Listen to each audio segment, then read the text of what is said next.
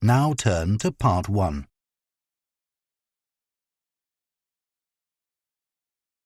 Part 1. You will hear a woman called Jan phoning a man about their local conservation group. First, you have some time to look at questions 1 to 5.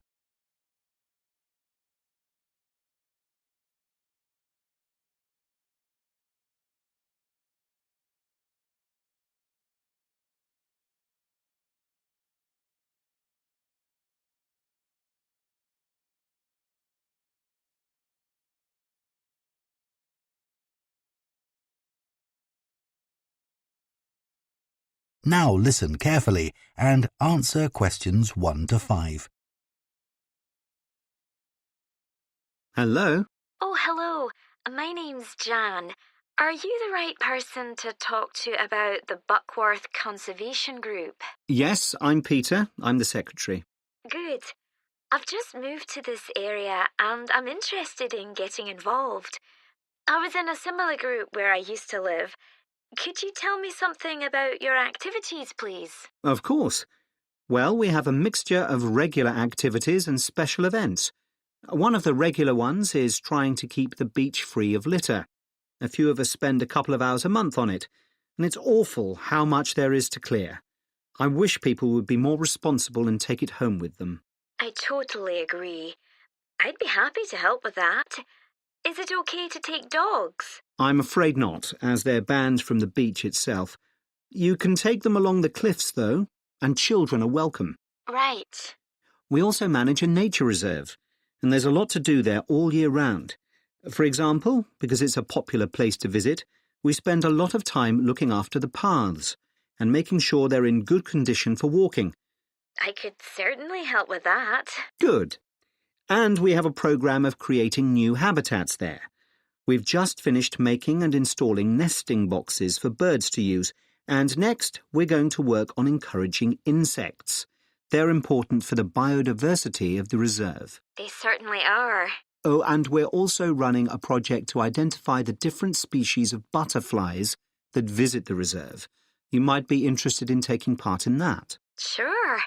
I was involved in something similar where I used to live, counting all the species of moths. I'd enjoy that.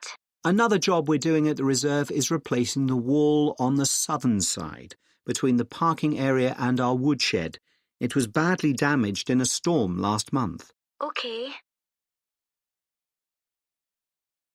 Before you hear the rest of the conversation, you have some time to look at questions 6 to 10.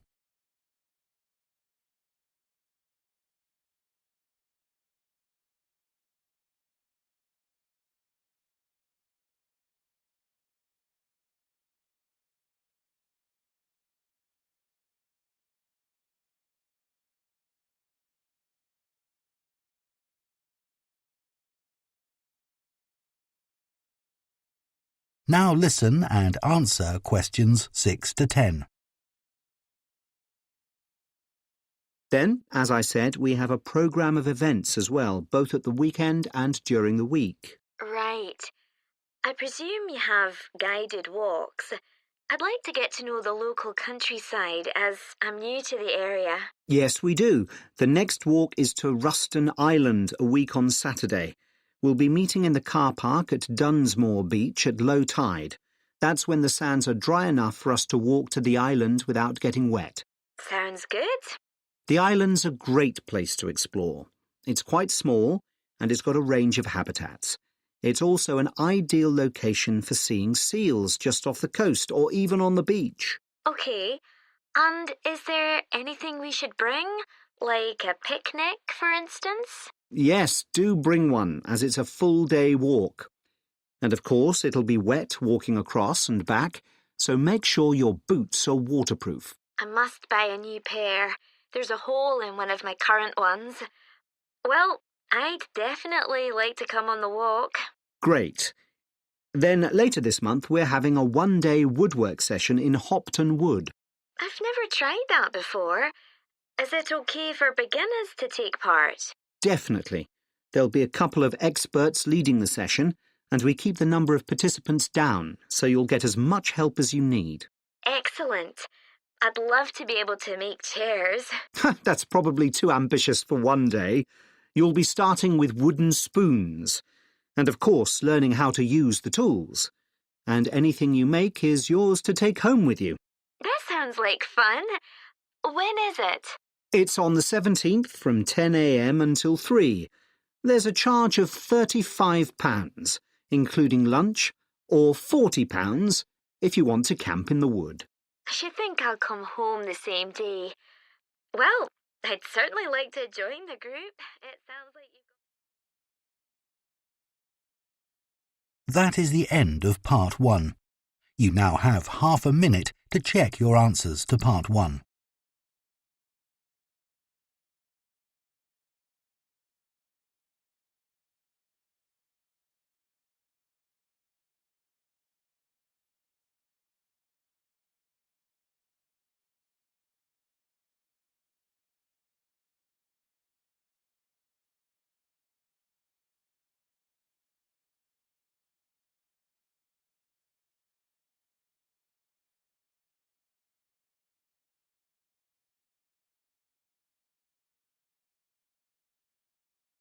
Part 2. You will hear a tour guide, Lou Miller, speaking to a group of people about a boat trip they are going to take around the Australian island of Tasmania. First, you have some time to look at questions 11 to 14.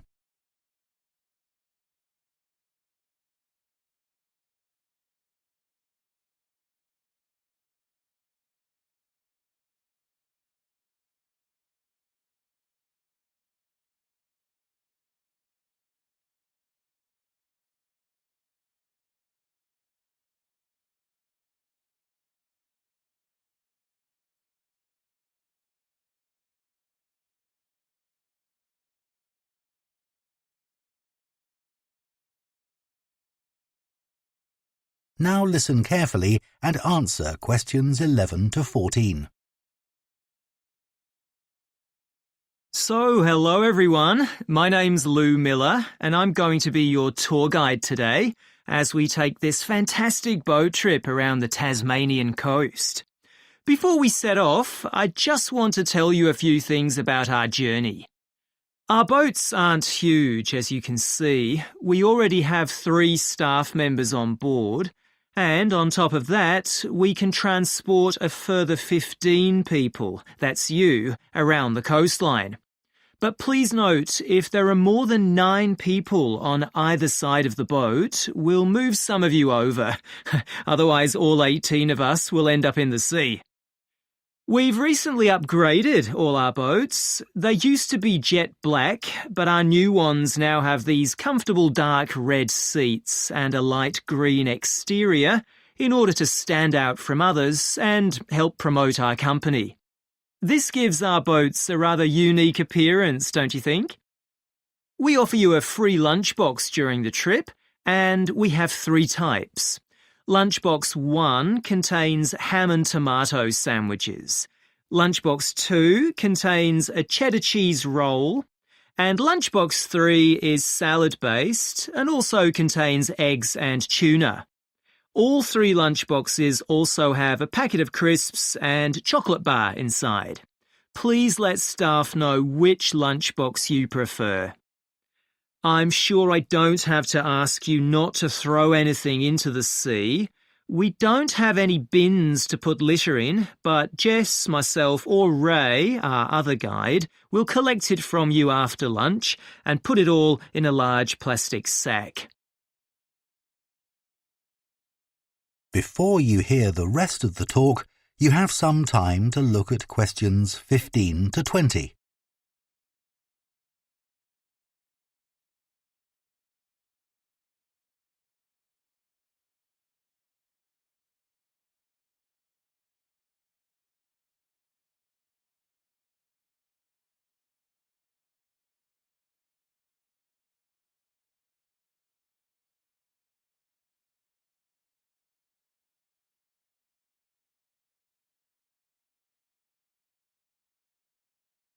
Now listen and answer questions 15 to 20.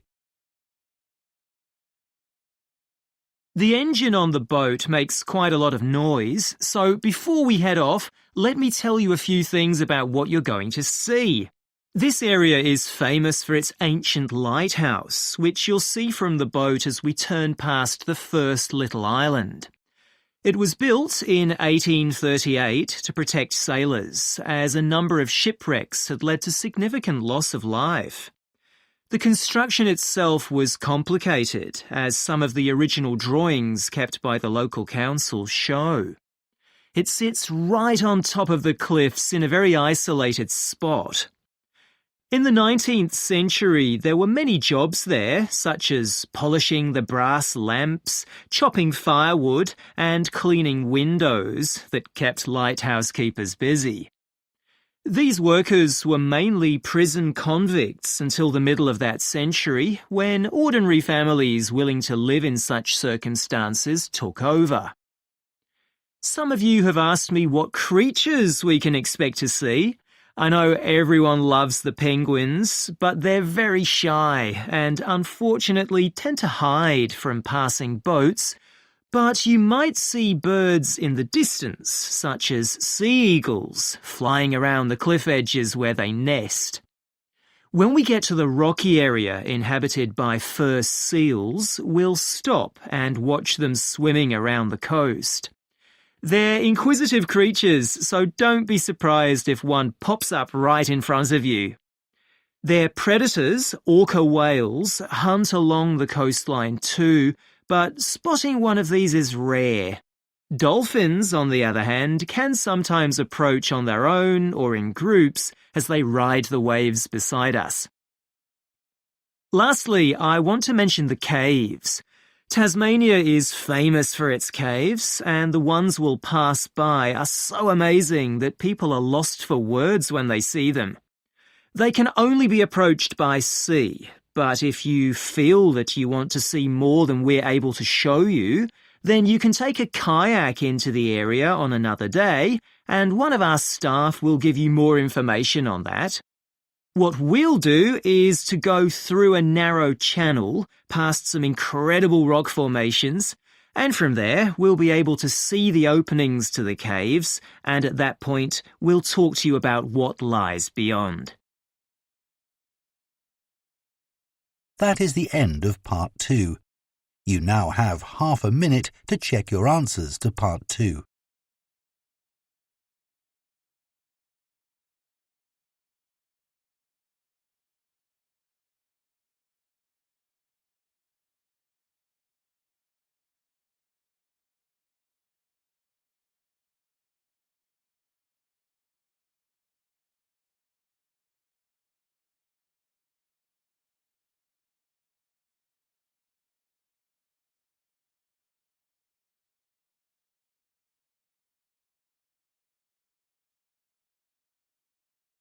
Part 3. You will hear two veterinary science students called Diana and Tim discussing their work placements and their course modules. First, you have some time to look at questions 21 to 26.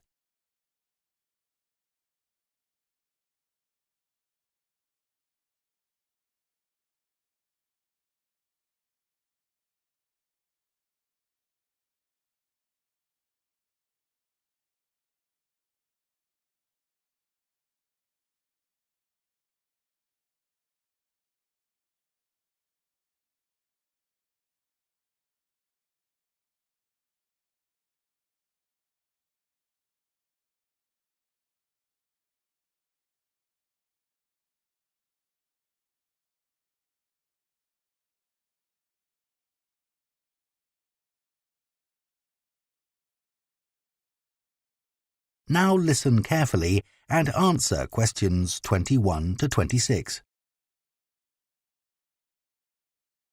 So, Tim, we have to do a short summary of our work experience on a farm. Right. My farm was great, but arranging the work experience was hard. One problem was it was miles away and I don't drive. And also, I'd really wanted a placement for a month, but I could only get one for 2 weeks. I was lucky. The farmer let me stay on the farm, so I didn't have to travel. but finding the right sort of farm to apply to wasn't easy. No, they don't seem to have websites, do they? I found mine through a friend of my mother's, but it wasn't easy. No. My farm was mostly livestock, especially sheep. I really enjoyed helping out with them. I was up most of one night helping a sheep deliver a lamb. On your own? No, the farmer was there, and he told me what to do. It wasn't a straightforward birth, but I managed. It was a great feeling to see the lamb stagger to its feet and start feeding almost straight away, and to know that it was okay. Then another time, a lamb had broken its leg, and they got the vet in to set it, and he talked me through what he was doing. That was really useful. Yes, my farm had sheep too. The farm was in a valley, and they had a lowland breed called Suffolks, although the farmer said they'd had other breeds in the past. So were they bred for their meat? Mostly, yes. They're quite big and solid.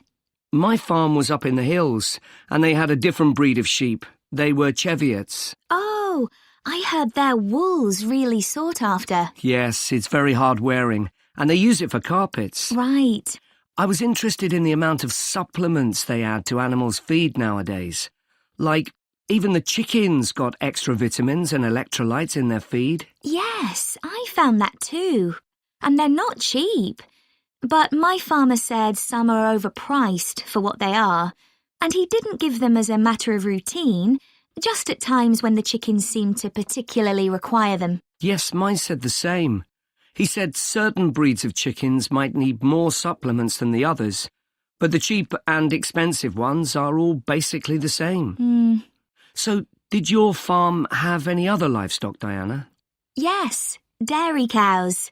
Oh, I made a really embarrassing mistake when I was working in the milk shed. Some cows had been treated with antibiotics, so their milk wasn't suitable for human consumption, and it had to be put in a separate container. But I got mixed up, and I poured some milk from the wrong cow in with the milk for humans, so the whole lot had to be thrown away.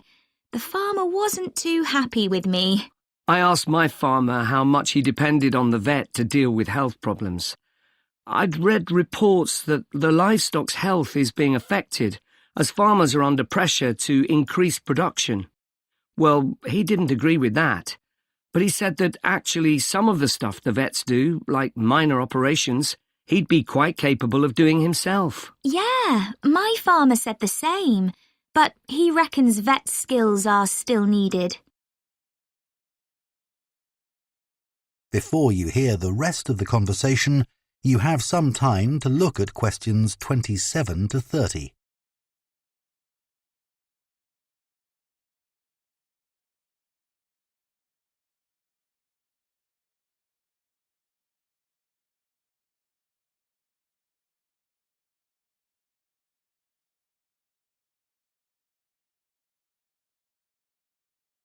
Now listen and answer questions 27 to 30. Now we've got to give a bit of feedback about last term's modules. Just short comments, apparently. Shall we do that now? OK, so medical terminology. Well, my heart sank when I saw that, especially right at the beginning of the course, and I did struggle with it. I thought it'd be hard, but actually I found it all quite straightforward. What did you think about diet and nutrition? OK, I suppose. Do you remember what they told us about pet food and the fact that there's such limited checking into whether or not it's contaminated? I mean, in comparison with the checks on food for humans, I thought that was terrible. I think the module that really impressed me was the animal disease one, when we looked at domesticated animals in different parts of the world, like camels and water buffalo and alpaca. The economies of so many countries depend on these, but scientists don't know much about the diseases that affect them. Yes. I thought they'd know a lot about ways of controlling and eradicating those diseases, but that's not the case at all. I loved the wildlife medication unit. Things like helping birds that have been caught in oil spills. That's something I hadn't thought about before. Yeah. I thought I might write my dissertation on something connected with that. Right. So, actually, I was thinking something along the same lines. That is the end of Part 3. You now have half a minute to check your answers to Part 3.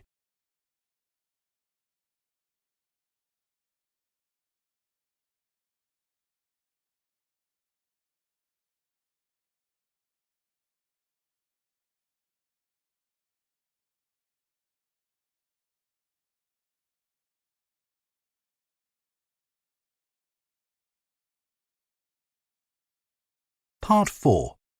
You will hear an anthropology student giving a presentation on spiral path designs known as labyrinths. First, you have some time to look at questions 31 to 40.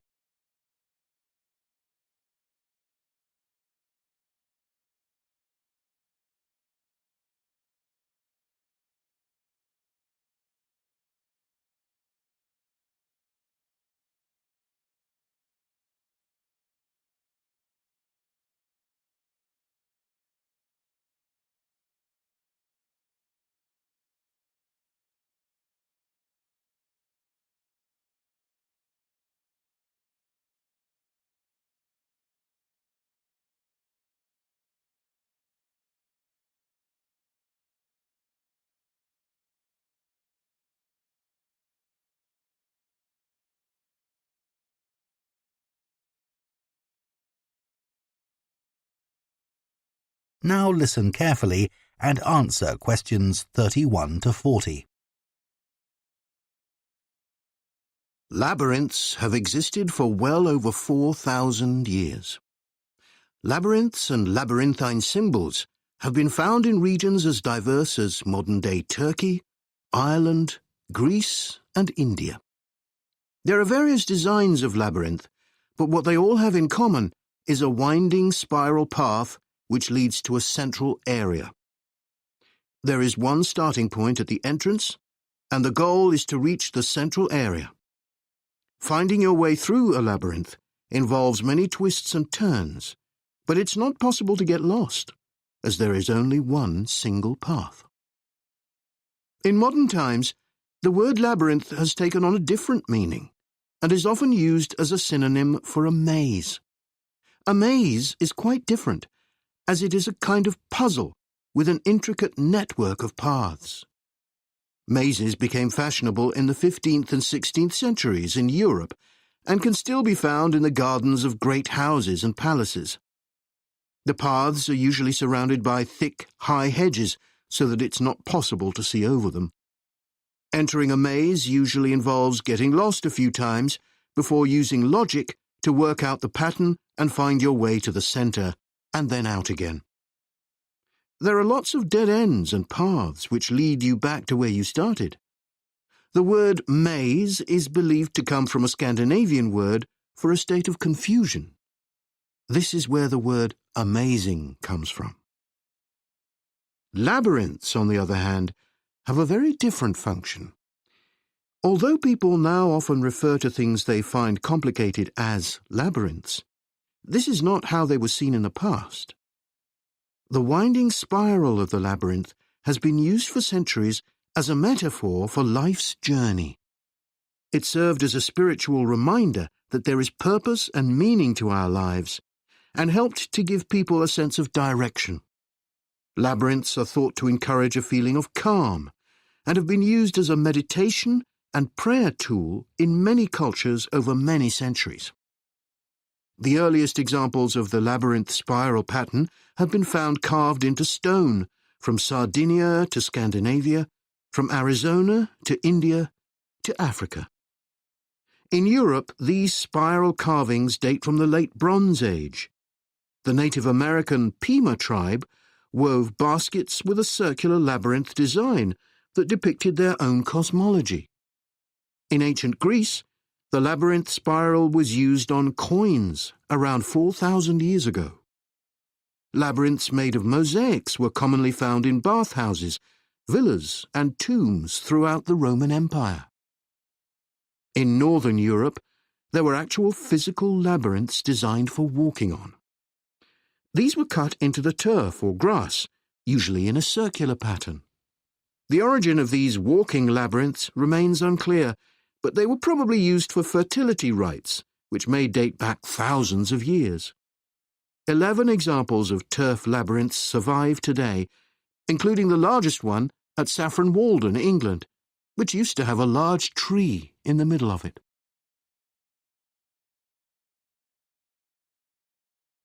More recently, labyrinths have experienced something of a revival. Some believe that walking a labyrinth promotes healing and mindfulness, and there are those who believe in its emotional and physical benefits, which include slower breathing and a restored sense of balance and perspective. This idea has become so popular that labyrinths have been laid into the floors of spas, wellness centres, and even prisons in recent years. A pamphlet at Colorado Children's Hospital informs patients that walking a labyrinth can often calm people in the midst of a crisis. And apparently, it's not only patients who benefit. Many visitors find walking a labyrinth less stressful than sitting in a corridor or waiting room. Some doctors even walk the labyrinth during their breaks. In some hospitals, patients who can't walk can have a paper finger labyrinth brought to their bed. The science behind the theory is a little sketchy, but there are dozens of small-scale studies which support claims about the benefits of labyrinths.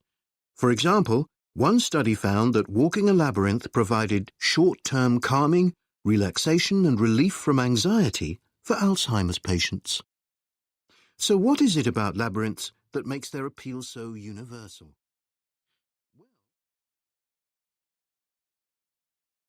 That is the end of Part 4. You now have 1 minute to check your answers to Part 4.